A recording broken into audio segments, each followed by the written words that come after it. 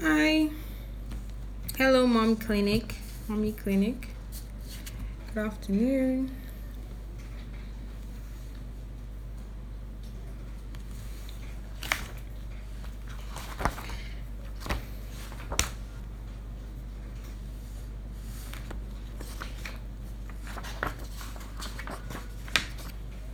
Hello, hello, hello.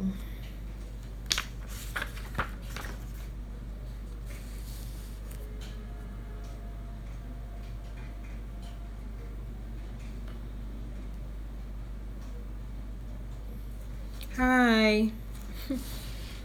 Can see some imposters here. Some daddies to be, sorry, not imposters.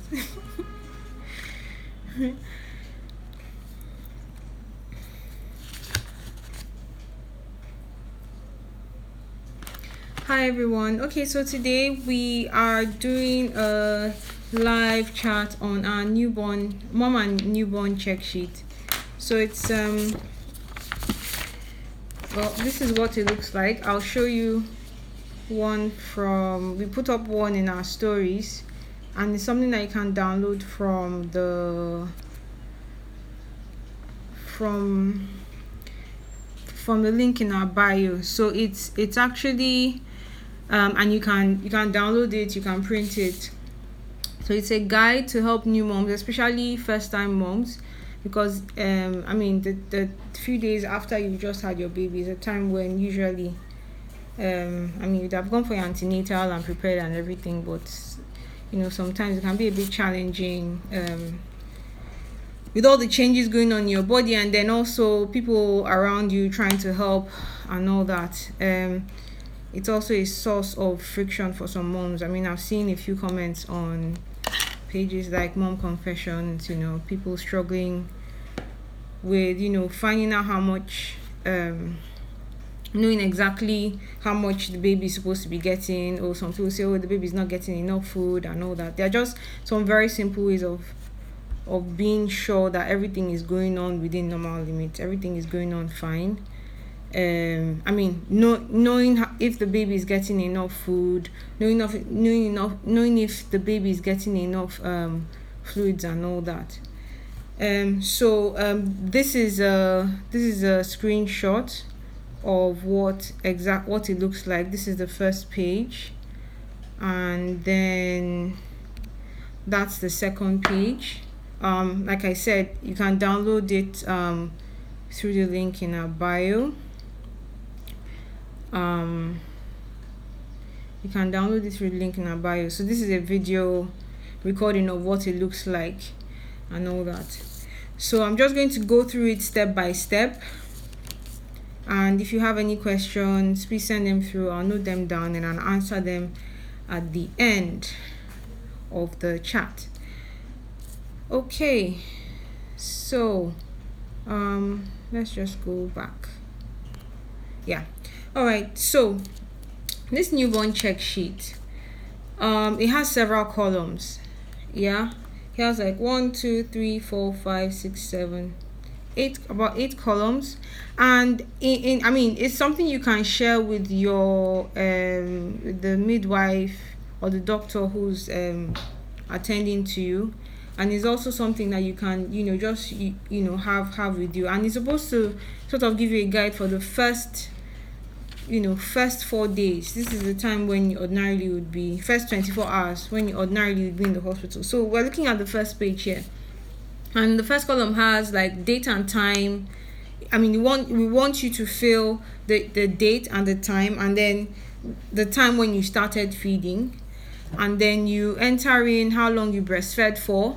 Ideally, if the baby has gotten their latch right and all that, each breastfeeding session can take about 15 to 45 minutes. So there's I know some people get nervous about, oh, the baby is taking too long at the breast and all that, or it's too short and all that.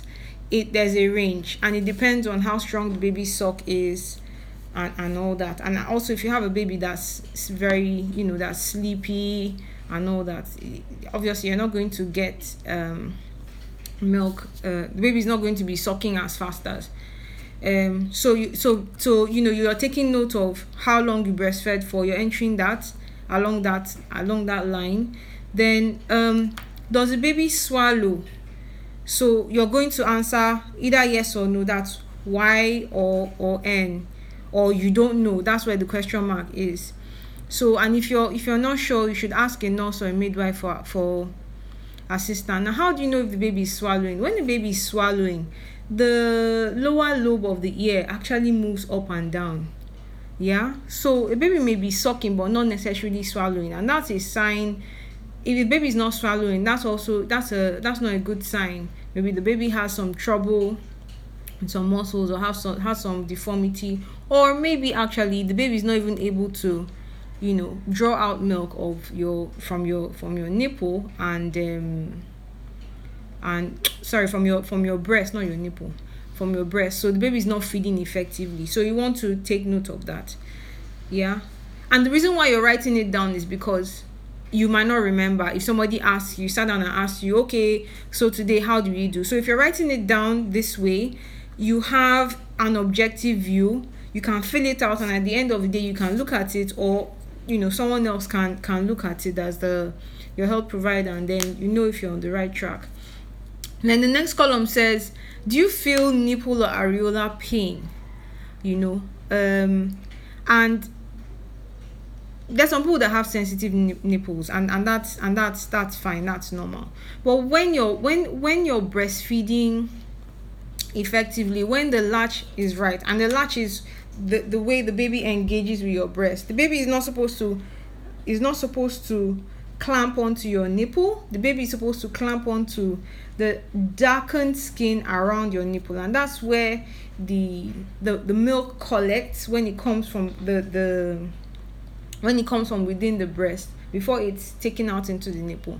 So if the baby is sucking, the baby is supposed to be sort of compressing that area to bring the milk out. If the baby is sucking on the nipple, there's no reservoir of milk in the nipple. So more or less, baby is just doing rubbish, and there's no way the milk is going to come out. Your baby will be hungry, your baby will be fussy, and all that. And it's very, very important that why the latch is important is that if you're draining your breast, initially you have colostrum, which is the first milk that has a lot of nutrients and all that.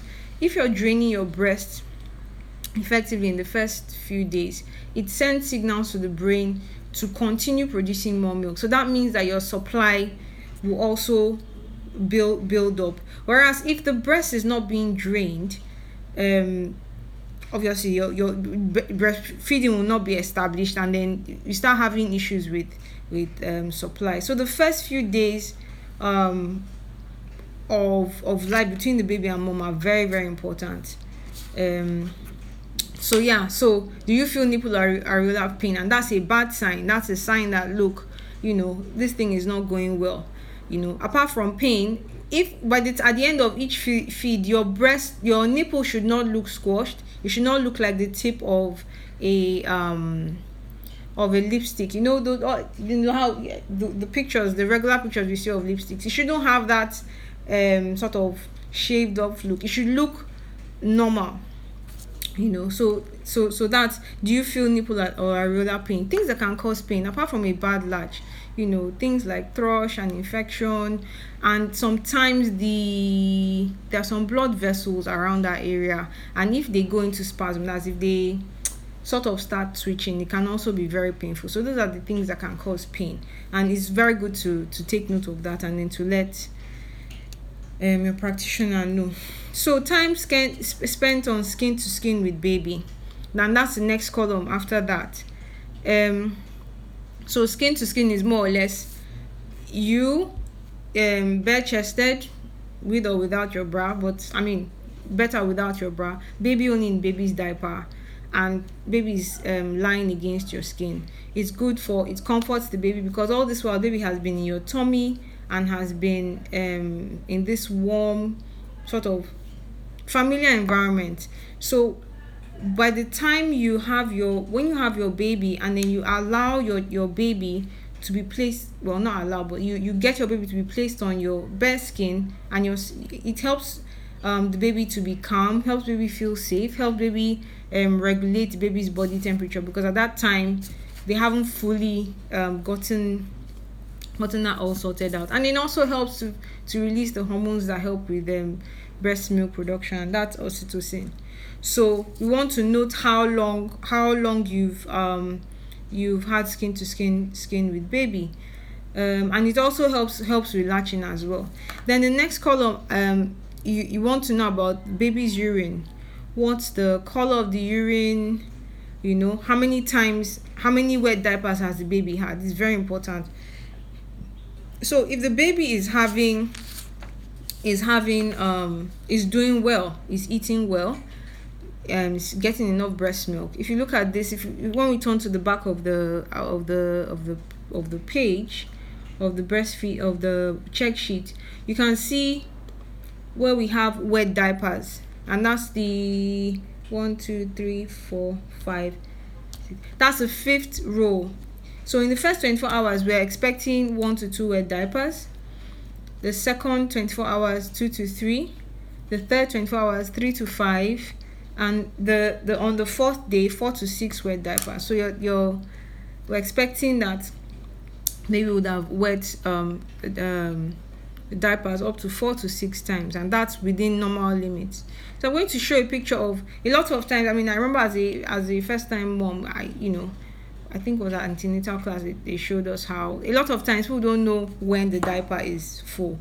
So if you look at this picture here, the one at the bottom of the page, you can see someone's hand pinching the bottom of the diaper, and then usually if the diaper is full of urine, it feels squishy. Like, just imagine if you had a bag with maybe some gel or pap in it. This is for disposable diapers, so it feels squishy because the whatever compound they have within the diaper, when it absorbs fluid, when it absorbs urine, it turns into gel-like balls. And for people who have had the unfortunate mishap of having an overflowing diaper, sometimes it shouldn't always happen, but sometimes you can actually see these gels coming out. So that is about that. Where were we? Yeah, we're talking about the baby's urine. So we want to know how many wet diapers baby has had. What's the color of the urine? The urine should be clear. You should not expect to see anything like a blood stained urine or a darkened urine within the first within the first 24 hours. That's not a good sign. So these are things that you want to note and let your doctor know about. The stool and the stool color. Okay, so if you go back to that picture that I showed some minutes ago, so the top of the picture is shows a diaper with what we call meconium, and that's the baby's first poo. So we expect that poo to come within the first 24 to 48 hours. So on day 1 and day 2, and this poo is dark, it is sticky.